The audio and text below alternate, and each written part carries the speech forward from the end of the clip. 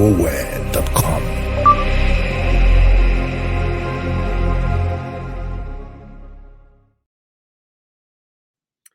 Hello, family and friends. How are you today? My name is Praise Fowowe. You know, I am your numero uno family life strategist.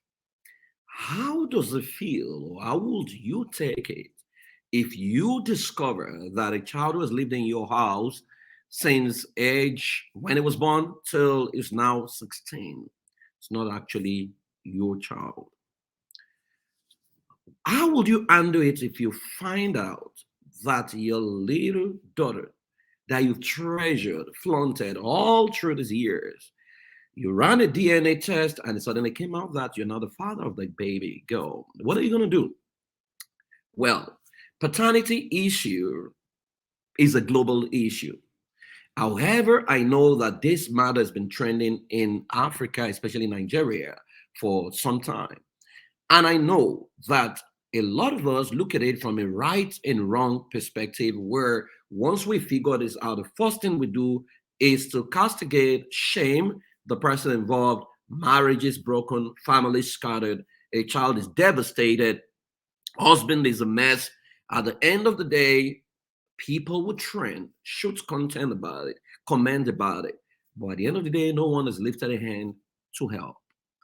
You may want to ask, why would a woman, right, go get pregnant, get pregnancy, get impregnated by someone else, and she brings the child home? Well, there could be a lot of reasons why this happened, and this is not me justifying anything. I'm just being professional here. Now, the first thing could be cultural pressure. We have a culture that the moment a woman gets married, the first thing we're talking about is, bring baby, bring baby, bring baby. And in many cases, the family members are now allowing arrest. They're putting a lot of trade on that without even checking if it's their own child who has, sterility issues. Unfortunately, a lot of the men never go for medical checkup to know whether they're sterile or whether their sperm is healthy enough to fertilize the woman's head. Now, in that issue, some women have had to devise a means of getting pregnant so that they can get the families off their back. Now, I am not for, I am not against. As a matter of fact, maybe I'm against. However, I'm telling you what I found out in my research. Number two, you have a situation where even the woman is not the one who is directly involved here, where a man knows he cannot impregnate a woman, and what he does is he drugs her and gets his younger brother or his friend to impregnate her. And she's not even aware that her husband is not the owner of the baby until something happens, maybe a paternity test is taken or something, or maybe there's crisis between the people who arranged the thing and matter breaks loose. In a third case, you have a situation where a lot of people get married to the person that is available, that fits the bill of their family, not necessarily someone they love. So there's someone they love whom they always want to get married to, and something disqualifies the guy. And before you know it, they get married to someone else, but their heart is still somewhere else. Now they hang out with this guy, one thing leads to the other. They get pregnant, but they're still sleeping with their husband. So they may not outrightly know who is responsible. But whichever way, one thing is certain: a child that was not biologically someone else has been given to him. Now, this issue can be very devastating. It can devastate a marriage, it can devastate a family, it can even devastate parenting. As a matter of fact, there has been children who have committed suicide when the matter became a public matter and the people started vilifying, or people started castigating or talking about the child, and it affected their mental health. People have committed suicide, and that's why it's not a matter to be taken with levity. Now, paternity issue is real. I know that people have spread a lot of data about, the number of Nigerians involved in paternity issues. Those numbers are not real. Don't believe them, because no empirical data is available to show what exactly the state of things are. And trust me, there are lots of people who don't have paternity issues and they don't have any of these issues. However, when it happens, the first thing you want to do is not to go to social media or to grant an interview. right? Because that interview is going to be devastating. You will allow people to begin to ask all kinds of questions. There are people who will be empathetic with you, empathize with you. There are people who will castigate you and be wondering, maybe you are not firing your wife well. Maybe you don't want to be a source of content for content providers, because everything is content in Africa right now. You want to take the matter off social media, and the next thing you want to do is to get a lawyer involved, and maybe a mediator or a professional and a lawyer. Now, why do you need to do this? Because you don't need to understand the position of the law.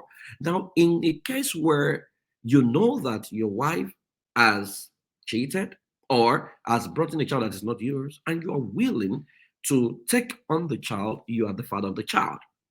The law thinks about child protection, and the law preserves the family. So if you don't mind, the child is yours. Because honestly, the word fatherhood or parenting is bringing forth. So fatherhood is source of joy, source of pleasure, source of security. So the sperm donor is not necessarily the father. The sperm donor could have been a sperm bank, maybe a mobile sperm bank. So if you're willing to take responsibility for the child is yours. However, if you think that you have been betrayed, then you may want to engage the professionals to help midwife that process. So, what will that mean to you? How much are you willing to put up with your wife? Are you still willing to continue with the relationship? And if you're not willing to continue with the relationship, are you willing to take the child as yours, or you don't want the child, you don't want to see the mother, you don't want to see the child? The choice has got to be yours. But what we say is you need to do what promotes your mental wellness, but you need to be aware that the law states that if you knew that your wife cheated on you and in debate the child has been brought to you and within the marital context and you have raised the child is yours. I think we need to understand that it's not a quick fix. So don't be quick to take a decision. I think with a professional, you are able to look at things from an expanded awareness point of view to say, why would you want to throw away a child you have raised as yours, a child that has been a source of joy, right? Why would you want to throw away that child simply because you found out that there was deception? The deception is between you and the woman, not between you and the child, right? I know that in our culture, there are people who just donate semen and they go away, then the child is want to get married, then they start to come and introduce themselves to the child. At that level, if the child is above 18, the child will be left to decide. But I'm not sure any child will just accept someone who donated semen and run away.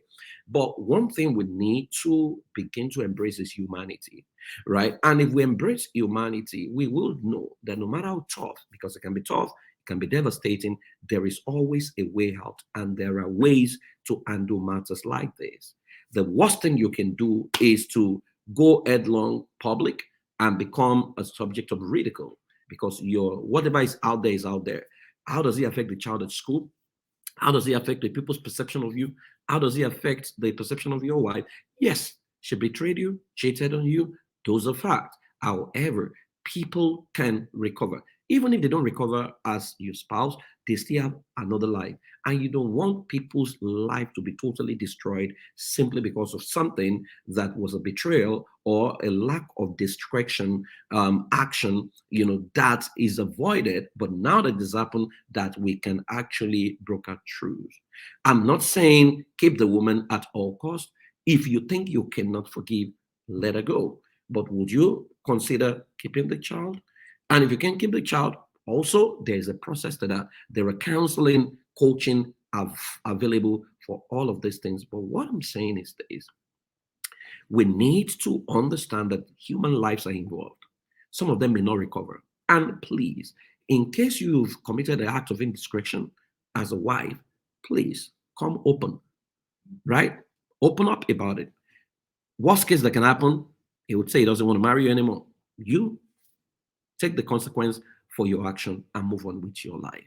However, you need to understand that you will need to get some help and some form of counseling, to be able to bounce back again.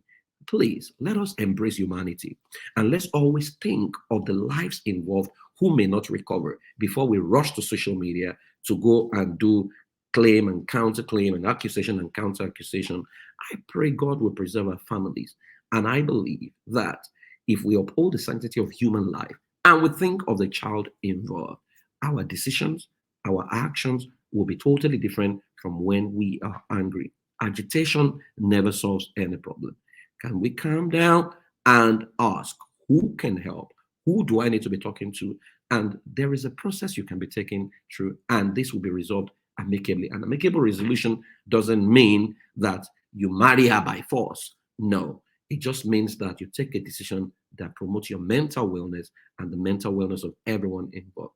I hope this has been helpful. Have a fantastic day. My name is Praise Fowowe.